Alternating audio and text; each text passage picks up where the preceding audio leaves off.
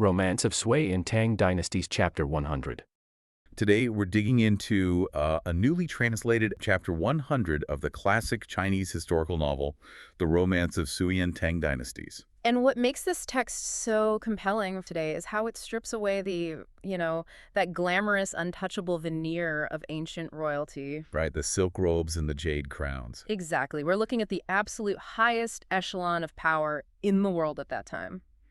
But underneath all of that wealth, the author exposes a profoundly dysfunctional family that is just entirely consumed by paranoia. It really is the ultimate family drama. I mean, we're looking at the universal, highly amplified struggles of family dynamic. Oh, absolutely amplified. Yeah, but here, those standard arguments you might have over the holidays, they're thrown into a pressure cooker of absolute imperial power. And cosmic karma. Yes, karma and deadly palace intrigue. It's a story of a supreme ruler brought incredibly low, not by a foreign invading army, but by the people eating dinner at his own table. Okay, let's unpack this. Our source text actually starts off in a very unexpected way. It really does. Because there's no sword fight. There's no immediate poisoning. Right. Instead, the author opens with this deep philosophical debate about filial piety. And that philosophical framing is absolutely crucial to understanding everything that happens next. The author is setting up a baseline of morality before showing us how utterly this specific family fails to meet it. Right. The text opens by citing the ancient philosopher Mencius. And Mencius argued that the absolute highest form of filial piety, Which is the fundamental respect and duty a child owes to their parents. exactly. He argued the highest form of that is nourishing parents with the whole empire. And the text points to the legendary Emperor Shun as the flawless, perfect example of this. I found that part incredibly striking. The text describes how Emperor Shun supposedly gave everything to his parents, fulfilling his duty to the absolute maximum. It's a very poetic ideal. It's beautiful. Like, if you're the emperor, you don't just buy your dad a nice watch for his retirement or make sure he has a comfortable house. Right. You literally use the wealth, the prestige, and the respect of the entire world to honor him. You elevate him above yourself. But the text doesn't let us sit with that beautiful image for very long, does it? No, it really doesn't. What's fascinating here is how the text immediately shatters that ideal to explain the breakdown of filial piety in reality. Yeah, it hits you with reality pretty fast. It does. The source asserts that rifts between royal fathers and sons aren't necessarily born out of a lack of natural affection. It argues that the love might actually be there initially. But in the imperial court, that bond is constantly under attack. Right. The text explicitly blames interference from what it calls petty people and overbearing spouses. So the structure of power itself creates this environment where natural affection is just smothered by ambition. And the constant whispering of opportunists. Let's actually introduce the players in this high-stakes family drama, because they are quite the cast of characters. They really are. At the top of the hierarchy, we have the aging Supreme Emperor. He's in his twilight years, having recently returned from the region of Shu. Which, for context for you listening, means he's just come back from a period of exile while fleeing a massive rebellion. Right, very important context. Then you have his son, Emperor Suzong. He's the one currently sitting on the throne, trying to hold the empire together. And those are the two who should, according to Mencius, be locked in a bond of perfect respect. But they're definitely not. Not at all, because the real power players causing the friction are the people whispering in the current emperor's ear. Enter the opportunists. Exactly. We have Emperor Suzong's wife, the arrogant and highly ambitious Empress Zhang. And a manipulative, fiercely power-hungry eunuch named Li Fuguo. It's the classic toxic triangle around a weak leader, played out on a grand scale. You have the aging father who used to hold all the power but is now vulnerable. The son who holds the title but completely lacks the backbone to lead. And the opportunistic wife and servant who are more than happy to step right into that massive power vacuum. And this text goes out of its way to ensure we understand the moral weight of this dynamic. The author is making a profound historical commentary about institutional power versus moral authority. Right. The Supreme Emperor has the moral authority of being the father, but he's lost the institutional power to enforce it. And before you start thinking, wow, I feel terrible for this old Supreme Emperor being bullied and sidelined by his daughter-in-law and a servant. Don't feel too bad for him. Exactly. The text explicitly tells us not to feel too bad for him. Here's where it gets really interesting. The text dives deep into the Supreme Emperor's extraordinarily dark past to explain his current predicament. This frail old man playing the victim right now. Back in his prime, he was a tyrant. An absolute tyrant. The text details how he once listened to some completely baseless political slander and ordered the execution of 3 of his own sons In a single day. in a single day. Think about the psychology of that for a second. It's a staggering level of paranoia and brutality. He didn't even grant them a proper trial. Yeah. He just wiped out his own children because someone whispered in his ear.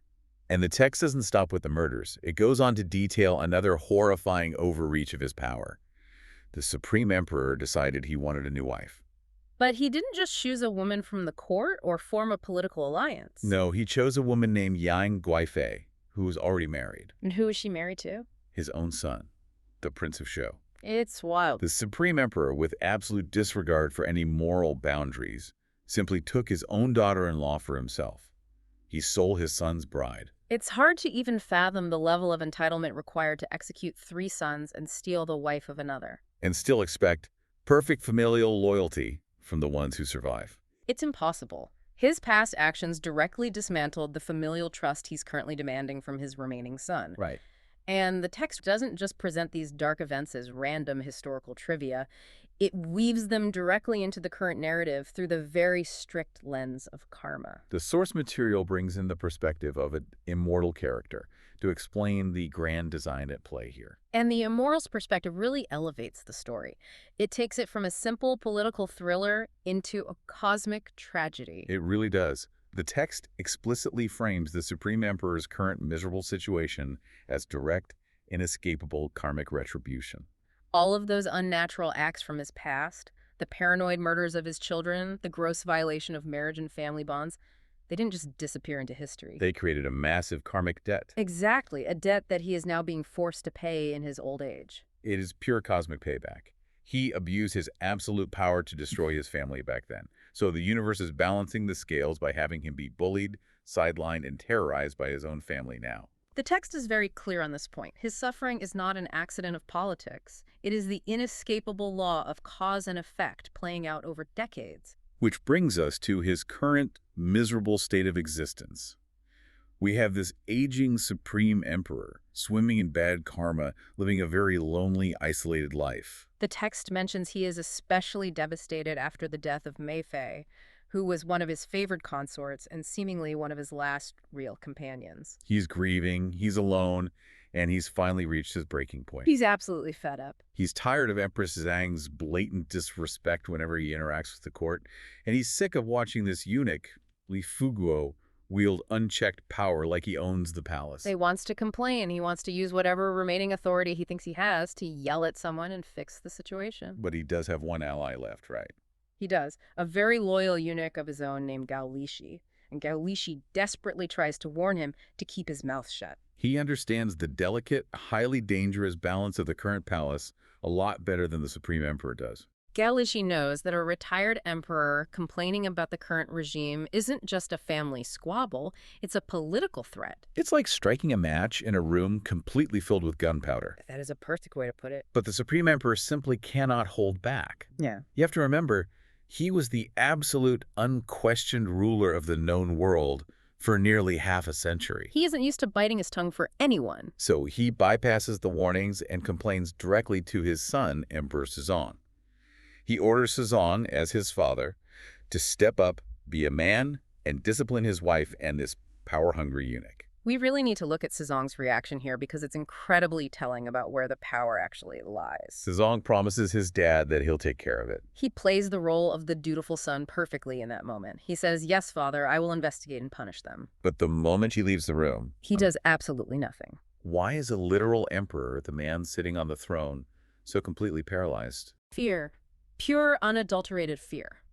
The text is actually merciless in its mockery of Emperor Suzong. It literally describes him as a king afraid of his wife. Wow. He's so terrified of Empress Zhang's temper and her political maneuvering that he doesn't dare speak a single harsh word to her, let alone discipline her. But it's not just his wife he fears. He's equally, if not more, terrified of Li Fuguo. Which makes sense when you look at the structure of the court. Li Fuguo isn't just a servant fetching tea or managing the palace accounts. Right, he controls the military forces inside the capital. It's a terrifying realization for Suzong. He wears the crown, he sits on the throne, but Li Fugo holds the swords. Suzong knows perfectly well that if he crosses Li Fugo to appease his father, his own life could be in immediate jeopardy. So he's trapped. He's caught between the moral commands of his father and his overwhelming, paralyzing fear of his wife and his commanding general. He chooses the path of least resistance. He buries his head in the sand and hopes the problem magically resolves itself. But in a palace filled with ambitious people, problems never just go away. They mutate into conspiracies. The text tells us that the Supreme Emperor's private complaints to his son don't stay private for long. Spies among the palace staff overhear the conversation and run straight back to Li Fugo to report it. This is where we see Li Fugo's dark political genius spring into action. He knows he can't just attack the Supreme Emperor directly. You can't just arrest the former ruler because he complained about you. You need a pretext. Exactly. He needs to frame the old man's very existence as a direct threat to national security. So the old emperor is completely isolated now, living out his days in retirement. Where is he even living while this plot is brewing? He's actually in a relatively peaceful spot called the South Palace, specifically the King Palace. It's outside the main heavy security zones of this central imperial complex. And the text gives us this incredibly vivid detail about his life there. Yeah, there's a tall structure called the Changqing Tower. And the Supreme Emperor loves to sit up there and just look out over the city walls at the commoners going about their daily lives. It's a very humanizing image, especially contrasted against his bloody past. After a lifetime of executing sons and stealing wives and navigating deadly politics, he finds his only comfort in simply watching regular people exist. He even has his loyal servant, Gao Lishi, take his leftover grand imperial meals and pass the food out to the elderly folks in the streets below the tower. And the crowds, naturally, love it. They cheer for him, shouting, "Long live the Emperor," when they see him on the balcony. From the outside, it just looks like a sweet, perhaps slightly repentant old man doing a nice thing for the neighborhood. But look at how brilliantly Li Fugo weaponizes that exact sweetness.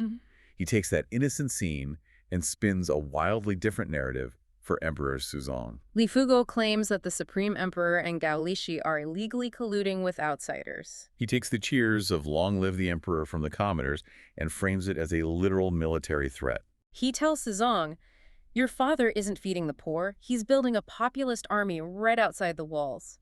He is trying to win the hearts of the people to overthrow you and take back the throne." It's just evil, brilliant spin. Li Fugo demands that the Supreme Emperor be relocated immediately to the Western Palace, which is deep inside the imperial complex, heavily guarded and totally isolated from the outside world. Now, initially, Suzong refuses. He knows his dad loves the South Palace, and moving him by military force would look terrible for his own reputation. But then, something incredibly convenient happens to Emperor Suzong. He catches a cold. The timing is highly suspicious. The author leaves it somewhat ambiguous whether it's a real sudden illness or a psychosomatic retreat from his overwhelming responsibilities. But either way, Emperor Suzong becomes completely bedridden. He withdraws entirely from the daily court proceedings, effectively abandoning his post as emperor. And by doing so, he leaves the entire palace and his father totally vulnerable to Li Fugo and Emperor Zhang. They don't waste a single second of that opportunity. With Suzong conveniently out of the picture, Li Fugo and Empress Zhang forge an imperial edict in his name. They march on the South Palace, and they don't just bring a carriage and a polite request. No, they bring hundreds of heavily armed military guards. This isn't a relocation. It is an overt military assault on a retired ruler. The psychological terror of this moment for the Supreme Emperor really can't be overstated. He's suddenly surrounded by troops.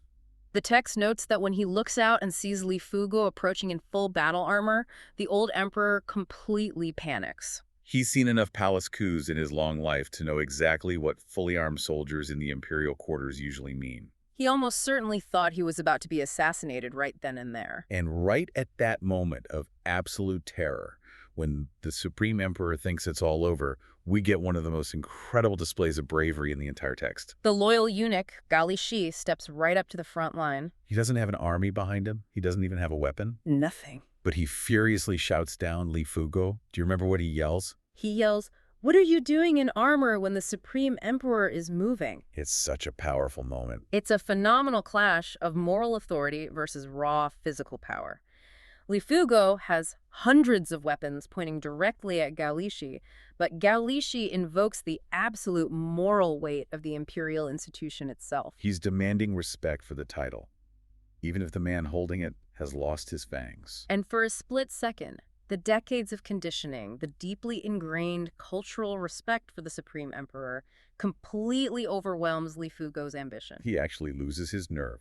Li Fugo drops his sword. He physically takes off his weapon. He dismisses the armed guards and is forced to escort the Supreme Emperor's carriage respectfully, walking alongside it like a common servant. It's a massive psychological victory for the loyalist Gao Lishi. It is a victory of willpower, certainly. But it's ultimately a Pyrrhic victory. They win the moment of respect, they avoid an immediate massacre, but they are still marching toward a prison. Gao Lishi manages to send the armed guards away, but he can't change the destination. Right, they still have to make that terrifying journey. They finally arrive at the Western Palace, specifically a place called Ganlu Hall. And Li Fugo, who just had to endure the humiliation of walking there without his sword, gets his revenge with a brutal, calculating lie. He looks at the Supreme Emperor and says, "Oh, Emperor Sezong was going to be here to greet you and explain all this, but he suddenly fell ill." It's just twisting the knife, letting the old man know his son abandoned him. So what does this all mean? If we connect this to the bigger picture, this arrival at Ganlu Hall is the exact moment the trap finally snaps shut. The Supreme Emperor looks around the desolate halls and realizes the terrifying truth of his new existence. He is entirely cut off from the world. He has no allies left, no view of the commoners cheering for him, no power whatsoever. He is officially a prisoner, entirely at the mercy of his own family and his former servants. The text ends this tragic sequence with a deeply moving concluding poem. It mourns the Supreme Emperor's lost peace, the simple joy he found at the South Palace. But it also forces him to acknowledge the brutal reality of his situation. He realizes that this gilded cage in the Western Palace is the final destination of the karmic journey he started decades ago. When he murdered his innocent sons and stole his daughter-in-law, he set this exact trap for himself. His past blindness and cruelty have led directly, inescapably, to his current imprisonment. The poem really serves to cement the central philosophical theme of the entire excerpt, the inescapability of consequence. You can be the supreme ruler of the known world, you can command armies and execute anyone who crosses you, but you cannot outrun the karmic debt of your own cruelty. Meanwhile, Emperor Sezong is sick. And as we know from basically any era's history, when a ruler is sick, These sharks start circling. sharks start circling, right? Li Fuguo and Empress Zhang make a massive power play. They essentially lock the old man away to consolidate their own control. And they do this entirely without Emperor Sezong's permission. They claim it's for the good of the state, but it's blatant usurpation of authority. Yeah. And just to give a little context for those who might not be steeped in Tang Dynasty politics, eunuchs during this period weren't just palace servants. Figures like Li Fuguo wielded immense bureaucratic and military power. It's huge power. They controlled the flow of information, and crucially, they often controlled the palace guards. Which makes the audacity of what happens next even more mind-blowing. So, after moving the retired emperor, Li Fuguo actually brings his military officers, fully armed, right up to the sick emperor to apologize for moving his father. The visual of that is just incredible. I mean, think about it. It's framed as an apology, but it's clearly a brilliantly manipulative intimidation tactic. But here's my question. Sezong is furious, right? He is the emperor. He has absolute authority. Why doesn't he just yell for his guards and have Li Fuguo executed right there for bringing armed men into his bedroom? What's fascinating here is the sheer tragedy of power. Whoa. Sezong holds the highest title in the land. He's the son of heaven. Yet, in reality, the guards who would call upon are likely taking their orders from Li Fuguo. Wow. Sezong is paralyzed by his physical weakness and the political machinery surrounding him. He looks at these armed men, he looks at his own failing health, and he realizes he has no actual leverage. So he does nothing. He pardons them. It's a brilliant depiction of how hollow absolute power can actually be when the people executing your orders are the ones actually pulling the strings. You can wear the crown, but if you don't control the swords, you're a prisoner in your own court. That paints such a claustrophobic picture. The emperor is entirely trapped by his own administration. Mm-hmm. But then we get this incredible turning point in the text. The emperor invites a hermit named Li Tang to visit him. Sezong is sitting there, playing with his little princess, trying to find some fleeting joy amidst all this suffocating paranoia. And Li Tang watches them for a moment, and then smoothly says, I imagine the retired emperor's love for your majesty must be just like your majesty's love for the princess. It's such a quiet, devastating line. It really is. It completely bypasses all the complex political maneuvering of the empress and the generals. Here's where it gets really interesting. That single sentence completely shatters the political fog. Suzong realizes his utter failure as a son. He's struck with so much guilt and clarity that he immediately drops the political posturing and rushes to the Western Palace to see his father. It's like a bucket of ice water to the face. Literally. If we look closely at that moment, it shows how a simple, universally relatable analogy about family can cut right through the densest paranoia. It takes a hermit, someone totally outside the political ecosystem, pointing out the basic bond between parent and child to wake the emperor up. It's a powerful reminder to all of us that sometimes the most profound truths aren't found in strategy or overthinking, but in our most basic human connections. But, waking up to the truth doesn't magically fix a corrupt system. The Empress and Li Fuguo still control the board. And that brings us to the tragic fate of Gao Lishi. Now, Gao is the retired emperor's incredibly loyal eunuch and confidant. Very loyal. He's been faithfully serving for years. And his only crime is trying to check on Emperor Suzong's health when Suzong falls ill again. He's simply performing his duty. But Empress Zhang and Li Fuguo see an opportunity to eliminate a loyalist who isn't under their control. Right. So they intercept him before he can see the emperor. They send a servant to give Gao a fake oral decree telling him to go away. A fake decree? Yes. So Gao, following what he believes is a royal order, turns around to leave. And the second he does, they immediately charge him with the crime of leaving without permission. It's a terrifying look at bureaucratic weaponization. They didn't just fire him. They used the mechanics of the law to manufacture a crime out of thin air. It honestly reminds me of the most toxic modern workplace politics. Oh, absolutely. It's like where a terrible boss gives you vague verbal instructions not to come into the office, and then HR fires you for being a no-show. Except here, the stakes are life and death. The author is showing us a flawless, albeit evil, bureaucratic trap. Gao Lishi, a man who enjoyed a lifetime of honors and royal favor, is instantly stripped of everything. He's exiled to the remote, desolate region of Wuzhou. It's brutal. You have to imagine the shock to his system. Going from the absolute center of imperial power to the absolute fringes of the empire, he lives in terror, isolated and broken. And the text notes that when he finally hears the news that the retired emperor has died, Gao weeps so violently out of pure grief that he coughs up blood and dies. His death from grief is a physical manifestation of a broken heart. Gao's entire identity was tied to his service to the retired emperor. When the system turns on him and then his anchor to reality dies, he literally cannot survive it. Yeah. Earthly justice in this court is shown to be deeply, fundamentally flawed. Gao Lishi literally dies of a broken heart because his entire world was tied to the retired emperor. And when we look at the retired emperor himself, locked away in the Western Palace, we see a man suffering from that exact same kind of heartbreak, desperately clinging to physical objects to keep his past alive. His loyal servants are gone, banished, or dead. He's left with nothing but a few old entertainers. It's a bleak, claustrophobic isolation. And this is where the source material introduces these incredibly potent physical relics. The objects that carry the weight of memory. We see this all the time, even today. People fetishizing historical objects or keeping tokens of past relationships. First, we have the old female entertainer, Xi Aman. She presents the retired emperor with a red jade armlet. But this isn't just jewelry. I was looking through the sources, and the backstory of this armlet is epic. It really is. She explains it was given to her by the late beloved consort Yang, but its origins go much further back. Oh, yeah. It was originally captured from the kingdom of Goguryeo, which was an ancient, powerful kingdom located in what is now Korea and northeastern China. It was taken by the great Emperor Taizong generations ago as a spoil of war, along with a purple gold belt. Right, and didn't they have to give the belt back? Yes. The Tang court actually had to return the belt to Goguryeo because the kingdom claimed losing it was causing terrible weather and destroying their crops. But the armlet stayed in the Tang court, eventually being gifted to consort Yang. So what does this all mean for the retired emperor? If we look at this scene, you have this armlet, a literal token of vast military conquest, a symbol of the Tang dynasty's ultimate reach and power. But in this moment, sitting in the lap of a sad, isolated old man, the geopolitical history of the object means absolutely nothing.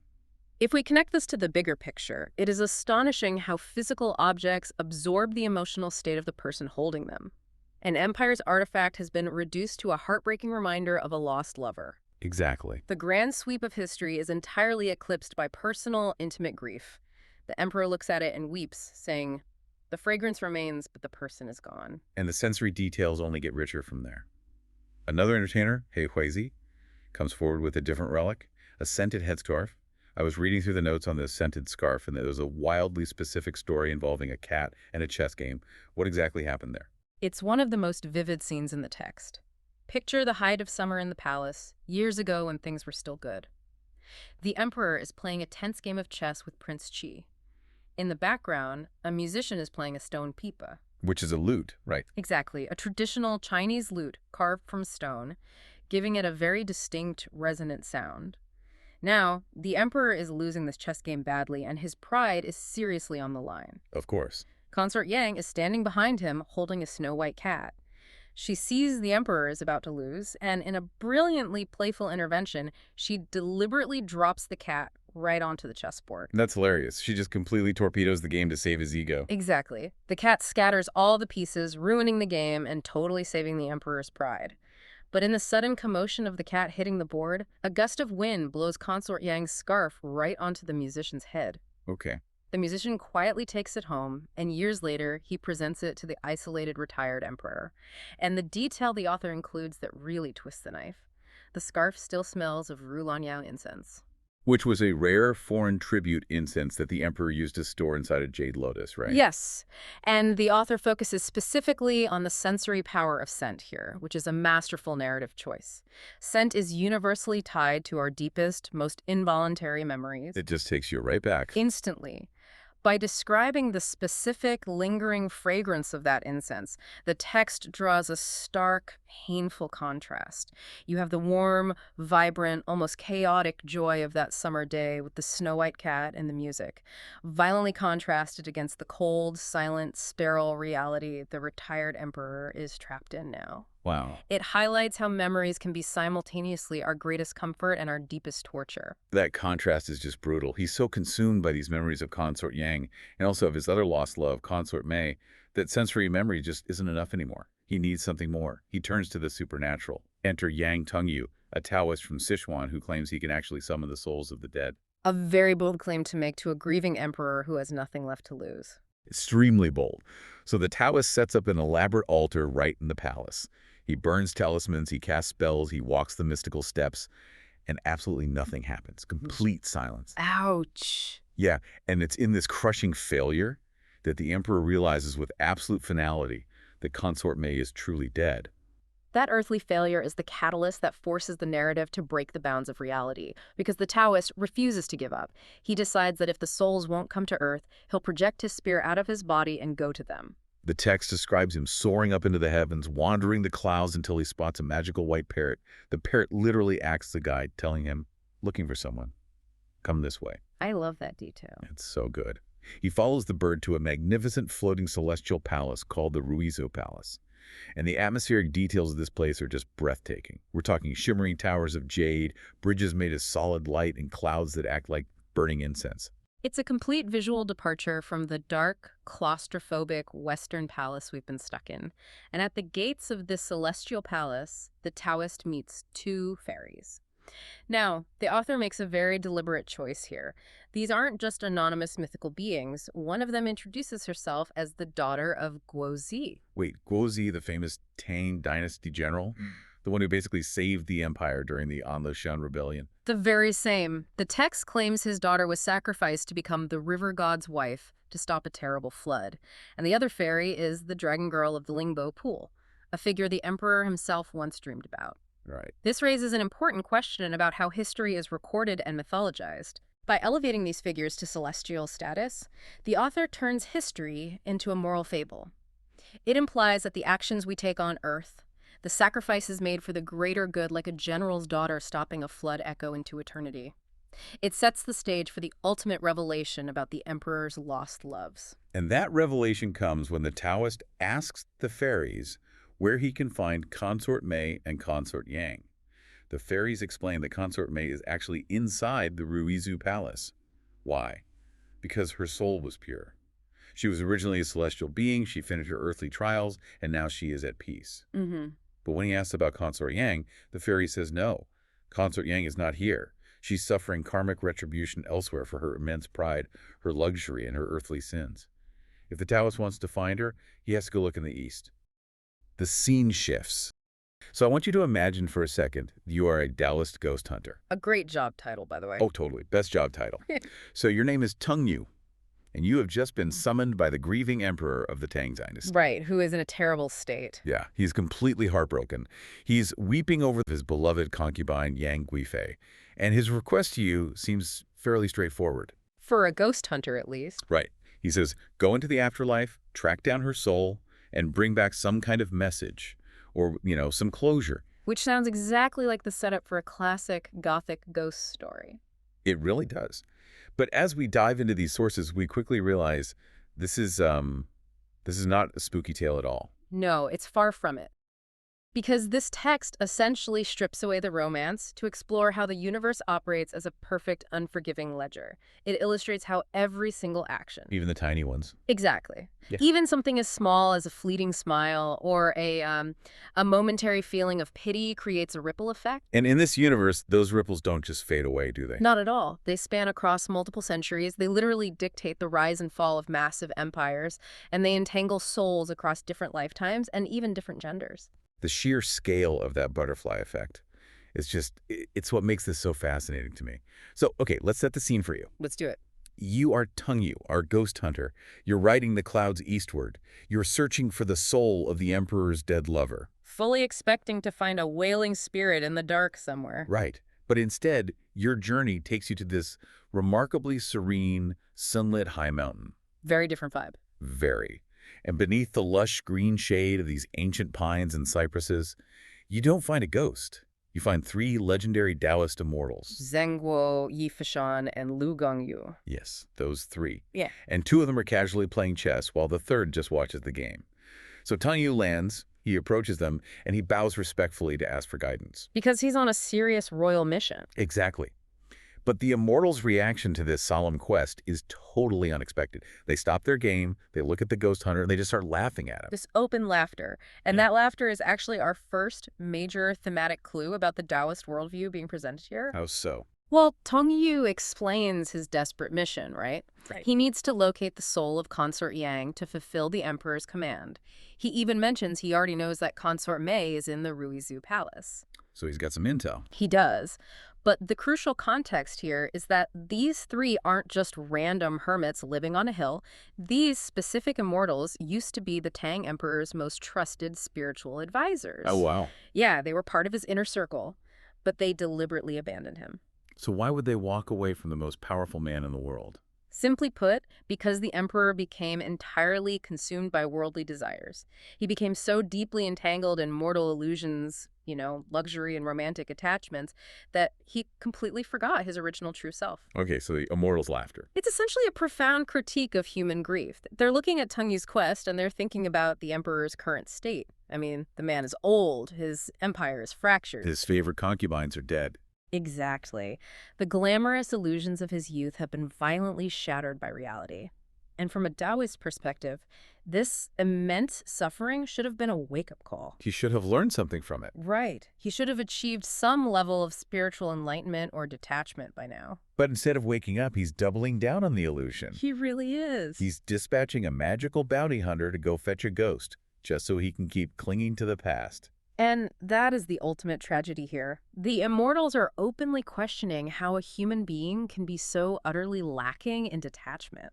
It highlights this massive tension that I think anyone listening can relate to. The tension between holding on and letting go. Exactly. The very human, visceral desire to hold on to the people we love, contrasted against the spiritual necessity of letting go of what is impermanent. It is a harsh reality check, really. But Tang Yu, he still has a job to do. Sure. He works for the emperor, not these enlightened beings. So he asks the immortals for directions to the afterlife. And rather than just drawing him a map... Right. One of the immortals decides it's time to reveal the absolute truth about who the emperor really is. And I want to make sure I'm following the lore here, because this is where the story throws its first massive curveball. The Tang Emperor wasn't originally a mortal man, was he? He was not. His soul actually belongs to a celestial being, a realized divine immortal named Kamshing, who used to be peers with the very guys playing chess on that mountain. Wow. But he committed a crime that caused him to be banished from the heavens down to the dusty, chaotic, mortal realm. Okay, so if he was cast out of heaven, I'm imagining some massive rebellion. Did he try to overthrow the celestial bureaucracy or maybe steal a forbidden weapon? The reality of his crime reveals just how strict and unforgiving celestial law is in this universe. During a highly solemn, formal lecture in the Taiji Palace, this divine immortal simply let his gaze wander. Okay. He looked at a fairy maid from the Rizu Palace and he smiled at her. Wait, That was the entirety of his crime. you're kidding. A single smile. That's all it took to get kicked out of heaven. A single lapse in focus. In the realm of immortals, purity of mind is absolute. That tiny slip of discipline demonstrated that he still harbored a seed of mortal desire. And so he was cast down to work it out. That is brutal. It is. But his punishment in the mortal realm is where the author starts building this incredible, tangled web of reincarnations. Okay, let's unpack this. What happens to him? For his first mortal life, this banished immortal was reborn as a woman.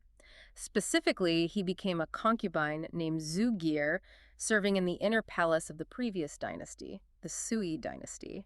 That is a fascinating shift. It really drives home the idea that in this universe, a soul doesn't have a permanent gender or a fixed identity. Your body is basically just a temporary rental car for this specific lifetime. Based entirely on whatever karmic lesson you need to learn. Exactly. That analogy perfectly captures the mechanics at play. The soul is just a vessel carrying a ledger of debts and credits. And Zuzi's life in the Sui dynasty is the foundational credit that sets up the entire political landscape of the Tang dynasty that follows. So she was important? Very. She wasn't just a background character in the palace. She was fiercely loyal to the Sui emperor. When the dynasty was collapsing and rebels were storming the gates, she didn't run.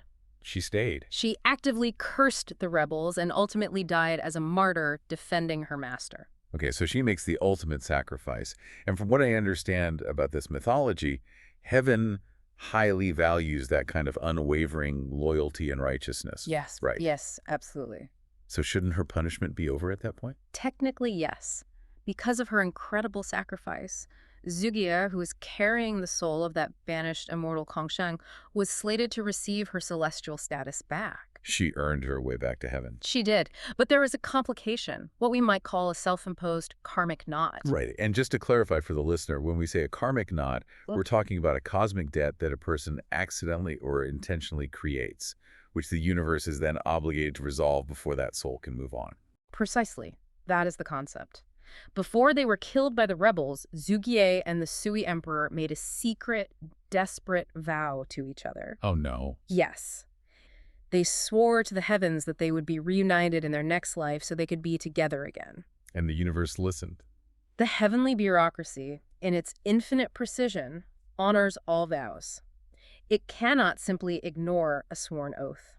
So instead of returning to her immortal throne in the clouds, the soul of Zugie was forced to reincarnate one more time into the mortal realm just to fulfill that tragic promise. And heaven decided to make her the Tang Emperor. Correct. Okay, let's pause and do the math for the listener here, because this is a stunning Russian nesting doll of a soul. It really is a lot to keep track of. Yeah, so if you're keeping track of this karmic scorecard at home, Soul A starts as a celestial immortal who makes the mistake of smiling during a lecture. Right. Soul A is punished by being reborn as a fiercely loyal female concubine in the Sui dynasty. Then, to fulfill a desperate romantic vow, Soul A is reborn again as the Tang Emperor. So the man currently weeping over his dead concubine is the reincarnation of a banished immortal and a martyred woman. Which brings us to the missing half of the equation. Soul B. Yes. If Soul A, the concubine, became the Tang Emperor to fulfill a vow to the Sui Emperor, we have to ask about Soul B. Who was the Sui Emperor? This is the part of the text that absolutely blew my mind. I'll let you explain this one, because the origin of the Sui Emperor is completely wild. To understand the Sui Emperor, we have to go back over a millennium before he ever sat on a human throne. Over 1,000 years. Yes, because the Sui Emperor's original form was not human at all.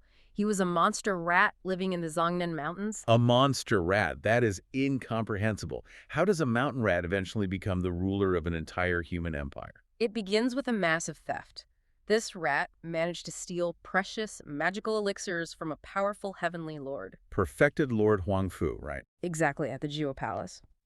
And when he was caught, the heavenly lord bound the rat with chains and locked him in a pitch-black stone chamber. And the rat remained chained in that dark stone chamber for 1,300 years. 1,300 years just sitting in the dark. That is an incomprehensible level of grudging patience. That's like waiting in line at the DMV since the fall of the Roman Empire. It's an unfathomable amount of time. And during that immense span, the rat wasn't just suffering, it was actively cultivating its spirit. Right, Taoist cultivation. Yes. In this fantasy setting, when we talk about a creature cultivating, it means they are meditating, focusing their intent, and absorbing the natural ambient energy of the universe over centuries. It's trying to level up. Exactly. The goal is often to gain magical abilities or to eventually attain a human form. And while sitting in the dark, this rat dreamed obsessively of gaining a human body so it could finally experience the immense wealth and luxury of the mortal world. So we have a highly magical, highly greedy rat serving a millennia-long prison sentence. How does this connect to our banished immortal who smiled at the maid? Their paths actually cross long before the immortals banished. One day, immortal Kangsheng happens to be passing by the palace where the rat is imprisoned. Okay. He looks into the stone chamber, sees this creature bound in chains, and he feels a deep sense of pity for it. And this is where the philosophy gets incredibly thorny. Because feeling pity for a suffering creature seems like a good thing, right? You would think so. The immortal goes to the heavenly lord and actively begs for mercy on the rat's behalf. He advocates for the rat. He does. He argues that the creature has suffered in the dark for over a millennium, it has patiently cultivated its spirit, and it deserves a reward. He asks the Lord to let the rat reincarnate into the human world to enjoy some wealth, hoping this kindness will encourage the creature to continue its spiritual growth in its next life. Okay, that sounds reasonable. The heavenly lord agrees to the request, but this intervention creates a massive problem. Imagine how you'd feel if you found out your current bad luck was because of a smile you gave someone 1,000 years ago, or because you tried to help a rat. Does this mean karma punishes empathy? Or is it just that the universe enforces cause and effect without any sentimentality at all? Definitely the latter. The universe is an unfeeling bureaucracy. Good intentions do not cancel out the mechanical laws of cause and effect. Right. By taking pity on the rat and altering its destiny, the immortal inadvertently tied his own cosmic ledger to the rat's ledger. They became karmically entangled. Wow. So, centuries later, when the Sui dynasty was destined to fall, heaven needed a catalyst. They needed a bad guy. They needed someone greedy enough to burn the empire to the ground, so they allowed the monster rat to reincarnate as Emperor Yang of the Sui dynasty, granting its wish for immense wealth and power. And because their ledgers were tied together right at that exact same time, the immortal slipped up, smiled at the maid, got banished, and was born as the concubine Zhu Gear. Yes, the immortal and the rat, brought together as a loyal concubine and a tyrannical emperor. And we know how that chapter ends, with rebellion, death, and that desperate vow to be together in the next life. Which brings us to the ultimate chilling revelation of Okay, lay on us. the universe has to balance the books. Soul A, the loyal concubine, reincarnated as the Tang emperor. So who did Soul B, the monster rat turned Sui emperor, reincarnate as? Wait, does this mean the Sui emperor reincarnated as Yang Guifei? Yes. Oh my God. The beautiful, tragic concubine that the Tang Emperor is currently weeping over, the woman Tang Yu is trying to rescue from the afterlife, she is the direct reincarnation of the monster rat who used to be his boss in a past life. That is just, it completely shatters the illusion of this grand romance. Yeah. The love of his life is literally a karmic debt collector. And the cosmic math dictating this outcome is astonishing in its exactness. You see, when the monster rat became the Sui Emperor, he completely failed his spiritual test. He didn't use the opportunity to grow. Not at all. Surrounded by absolute power and wealth, he relapsed into his most base, monstrous nature. He was exceptionally cruel, lustful, and tyrannical, committing grievous sins of murder and oppression against his own people. And heaven, operating as this giant audit department, was furious about the relapse. So how did they calculate his punishment? They looked at his ledger. How long did the rat meditate in the stone chamber? 1,300 years. Okay. So heaven decreed that as the Sui emperor, he would only be allowed to sit on the throne for exactly 13 years. 13 years. The conversion rate was brutal. 1 year of power for every 100 years of patient cultivation. Wow. To lose a century of spiritual progress for a single year of mortal luxury, that is a terrible trade. And the debt didn't stop at a shortened reign. Because of his violent crimes, he was denied a peaceful death. The universe decreed he must be executed by being strangled with white silk. But even that execution wasn't enough to clear the books. He still had the secret vow with Zugi to fulfill. So, for his next life, heaven stripped him of his male form and his imperial power entirely. He was reborn as a woman, decreed to keep the surname Yang, specifically designed to meet the Tang Emperor and finish out their entangled destiny. I really want to point out the double dose of punishment here because it is incredibly dark. He is very grim. Historically, Yang Guifei, the beloved concubine, was forced to die by strangulation with white silk during a military mutiny.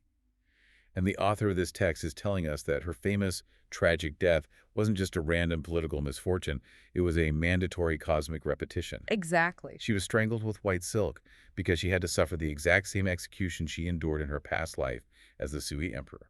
Furthermore, during her life as Yang Guifei, she became arrogant as the favored concubine, creating a whole new layer of bad karma. Oh man, she just keeps adding to the legend. Right.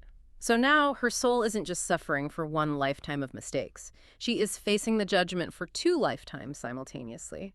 The murderous cruelty of a tyrant emperor piled directly on top of the sins of a spoiled concubine. Okay, so Tang Yu, our poor ghost hunter, is just standing on this sunny mountain taking all this in. Mind blown. Yeah, and he asks the immortals the most practical human question imaginable. He says, how on earth am I supposed to explain this wild story to the emperor? He sent me to find his soulmate, and I have to go back and tell him she's a monster rat who caused the fall of the previous dynasty. And the immortals' response perfectly encapsulates their complete detachment from mortal anxiety. What do they say? They basically shrug and tell Tang Yu not to worry about it. Really? Yeah. They say, look, the emperor is old. He isn't going to live much longer anyway. Once he dies and leaves his physical body, he'll automatically remember all his past lives and figure the math out for himself. Wow, they just do not care. Not at all. They tell him, for now, just make up a comforting excuse. Tell him whatever he needs to hear so he stops bothering us. It's hilarious, but also so dismissive of human emotion. But Tang Yu is a professional. He needs proof that he actually went on this journey. He can't just go back empty-handed with a made-up excuse. So Luo Gongwen, one of the immortals who has been chuckling at this whole exchange, finally throws him a bone. Okay. He points to 2 fairy maidens who have just arrived on colorful clouds and tells Tang Yu to follow them to get his proof. Tang Yu leaves the serene high mountain behind and follows the maidens, flying north. I want to spend some time on this next sequence, because the destination they arrive at is a stark, terrifying contrast to the mountain of the immortals. The tonal shift is dramatic. It really is. The text paints an incredibly vivid picture of the underworld. The colorful sunlit clouds give way to a landscape of absolute dread. The visual shift is jarring. You see gloomy, heavy clouds stretching endlessly across the horizon. No more sunshine. No.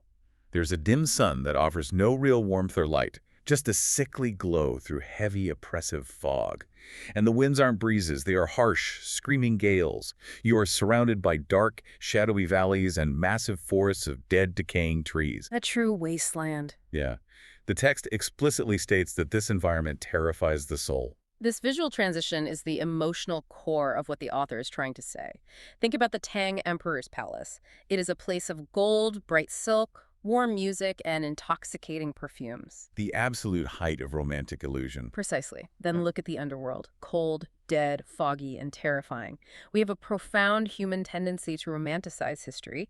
We look at the Tang Emperor and Yang Guifei, and we see a beautiful, star-crossed tragedy. We write epic poems about it. But this text systematically strips every single ounce of that romance away. It replaces a love story with a horror story about bureaucracy. Which is such a modern anxiety, honestly. Exactly the point. It presents a terrifying vision of reality where what we call true love is actually just the universe settling an ancient, ugly spreadsheet. A karmic spreadsheet. Right. It leaves Yang Guifei's soul trapped in this terrifying fog, not as a tragic heroine waiting gracefully for her lover, but as a heavily burdened spirit waiting in the freezing wind to answer for the accumulated sins of multiple lifetimes. Meanwhile, Tang Yu, who's an envoy from the world of the living. Yeah. And he's being led by two fairy maidens into this deeply unsettling location. I think it's called the Northern Shade Separate Residence. The Bibian Bizai, yes. Yeah. And the source is remarkably specific about the atmosphere here. It describes these massive, heavy iron doors that are tightly shut. Guarded by two literal demon guards. Right. And there is a bone-chilling cold that permeates the whole scene. It's not, a fiery pit of torment. It feels much more like a bleak, freezing, bureaucratic prison. And the atmospheric details are so deliberate, they set the stakes perfectly.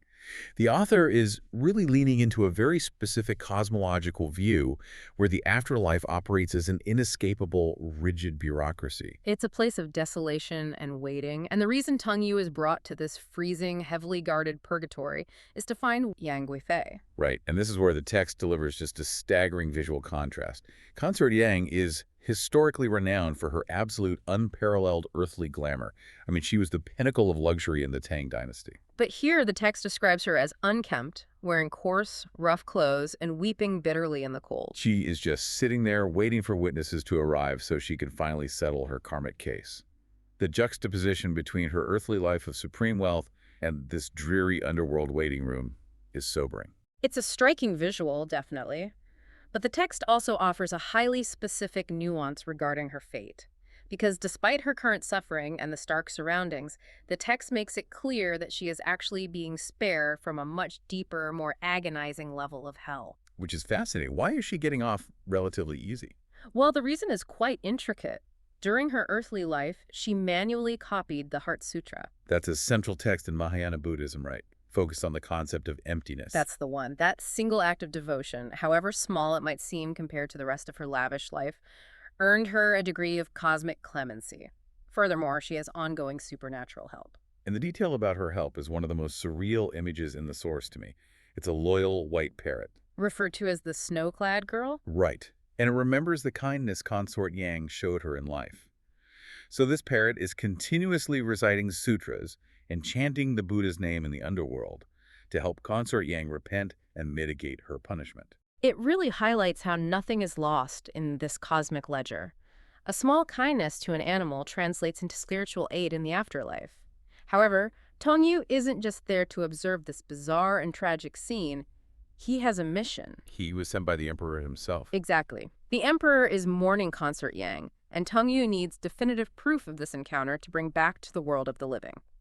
Consequently, Consort Yang gives him physical objects to take back. Half of a golden hairpin and half of a decorated box that were buried with her. But those earthly items feel entirely insufficient for a grieving emperor, don't they? I mean, yeah. Anyone could potentially forge a hairpin or find a similar box. To truly convince a skeptical mourning ruler, she needs to provide something completely undeniable. The text recognizes that vulnerability. Therefore, she reveals a deeply private secret. She tells Tang Yu to remind the emperor of a highly specific date and place, The Qixi Festival. which is essentially the traditional Chinese Valentine's Day. This was during the 10th year of Tianbao, at the height of the emperor's reign. She pinpoints a midnight at the Lishan Palace, a secluded royal retreat. She notes that everyone else was asleep, and the two of them made a secret vow to be husband and wife in every single lifetime. And no one else in the world knew about this vow. It serves as the ultimate, irrefutable proof. And right after she provides this undeniable proof, we reach a crucial thematic pivot in the narrative. Consort Yang, along with an immortal named Zhang Guo, who is present in this underworld scene, explicitly instructs Tang Yu not to tell the emperor the truth about her current state. They instruct Tang Yu to deliver a compassionate lie. Right. They tell him to report back that Consort Yang is doing wonderfully, that she is living happily as an immortal in a beautiful celestial realm. They actively choose to fabricate a happy ending, simply to spare the emperor's feelings and prevent him from experiencing even more debilitating grief. It introduces a complex moral ambiguity, a lie told out of profound empathy, right in the middle of an underworld governed by strict, objective truth and absolute karma. Here's where it gets really interesting, because that brings up a broader question about the mechanics of this cosmic karma. We have this immortal, Zhang Guo, acting almost like a celestial lawyer explaining the rules of the universe. Yes. The system seems incredibly rigid. How does karma actually function according to this specific source? It is depicted as an inescapable ledger of actions and consequences. one that often feels entirely divorced from our human sense of fairness. The immortal Zhang Guo illustrates this by contrasting Consort Yang with another historical figure, Meifei. Yang caping. Right. The source provides Meifei's cosmic backstory, revealing that she wasn't originally a mortal woman. She was a fairy from the celestial Ruizu Palace. But she was banished to the mortal realm. For 2 entire lifetimes. And for what seems like a microscopic infraction, she simply smiled at an immortal named Kansheng Zenren, which stirred a momentary, fleeting earthly desire. 2 lifetimes of suffering, just for a smile. That feels wildly disproportionate. She lives a tragic life in the Sui dynasty where she is driven to suicide, and then she reincarnates in the Tang dynasty as Meifei, only to be displaced and cast aside when Consort Yang arrives at court. The cosmic rules here are terrifyingly strict. They're uncompromising. It is not about human justice. It is about cosmic purity. But here is the critical difference the text highlights. Despite enduring 2 tragic, painful lifetimes for a single smile, Meifei maintained her absolute loyalty and chastity throughout her suffering. And because she held on to those core virtues, the cosmic ledger eventually balances out in her favor. Exactly. She is ultimately rescued by celestial forces and allowed to return to her rightful place in the heavens. So if we follow that logic, how does this celestial lawyer, Zhang Wei, view Consort Yang's romantic midnight vow? Tang Yu actually asks if that lifelong promise made directly to the emperor holds any weight in this ledger. Surely a vow of that magnitude counts for something. Zhang Guo dismisses it entirely. He analyzes the vow and categorizes it as mere foolish passion and lust. The source argues that because Consort Yang lacked true chastity and had accumulated earthly sins, her vow has no cosmic weight whatsoever. It is rendered completely invalid. Yes. Zhang Guo contrasts this with another figure mentioned in the text, Zhu Gear, whose vows were successful solely because they were rooted in pure loyalty and righteousness rather than romantic entanglement. It demonstrates that in this universe, intent and virtue are the only currencies that matter. Passion alone buys you nothing. Which naturally leads us to the darker side of this ledger. The text does not shy away from the ultimate villains of this historical era. I find the treatment of the infamous Empress Wu Zetian to be particularly bewildering. The exploration of Wu Zetian in this text is perhaps its most complex examination of karma. The narrative claims that Wu Zetian was actually the reincarnation of a historical figure named Li Fu. Born specifically to slaughter the Tang descendants. Exactly. According to the Cosmic Ledger, her entire reign of terror was not a random tragedy. It was a sanctioned karmic payback, a predetermined destiny to settle an ancient debt owed to her past incarnation.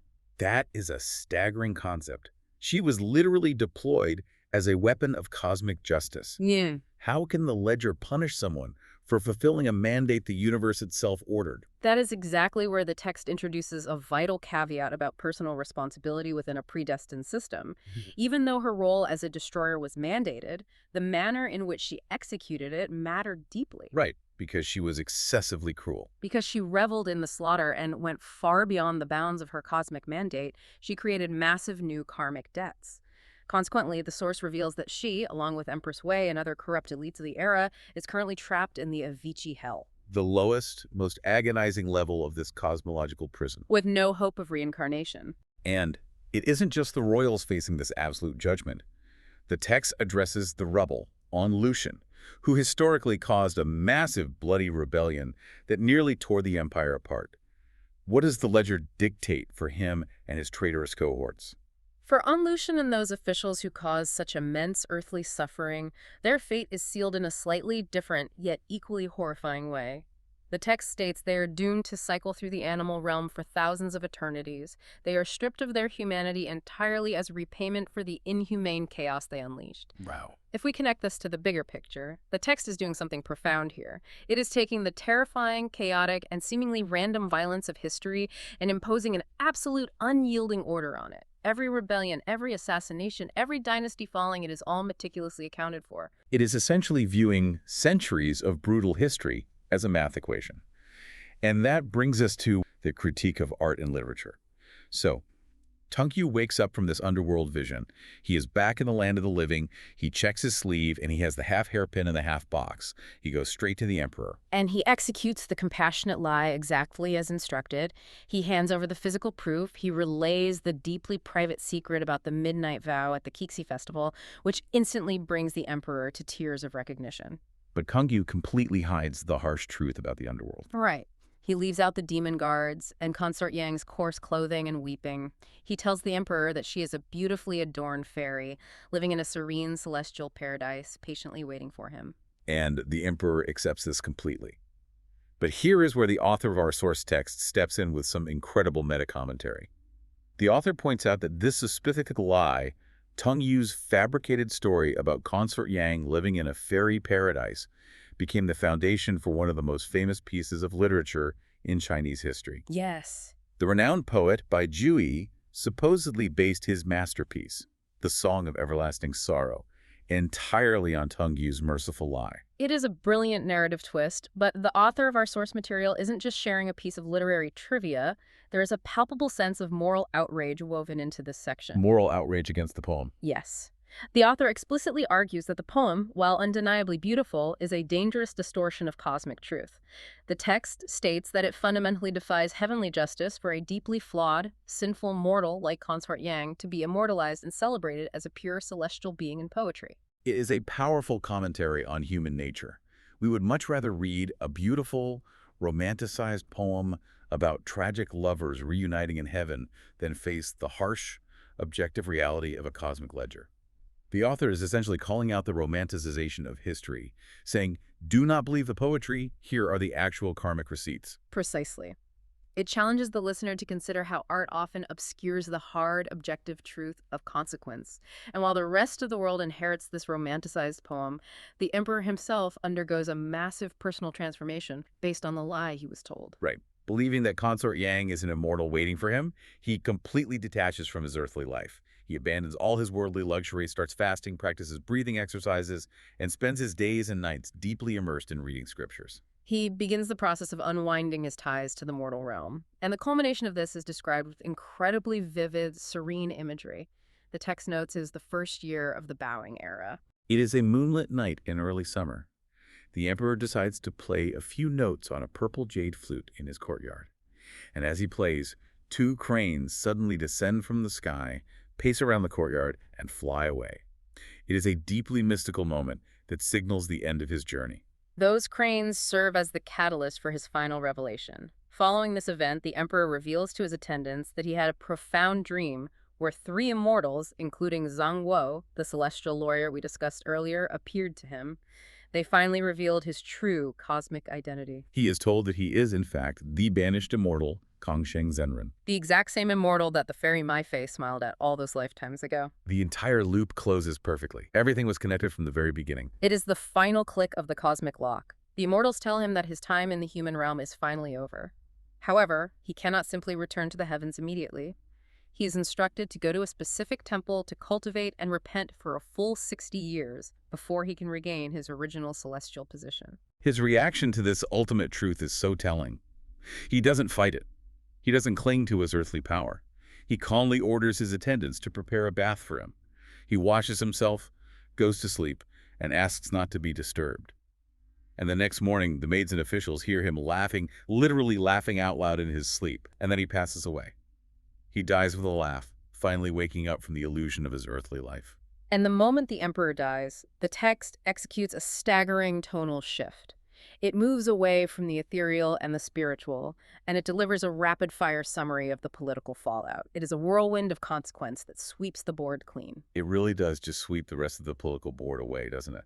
The text notes that the new emperor, Suzong, dies shortly after from a mix of illness and grief.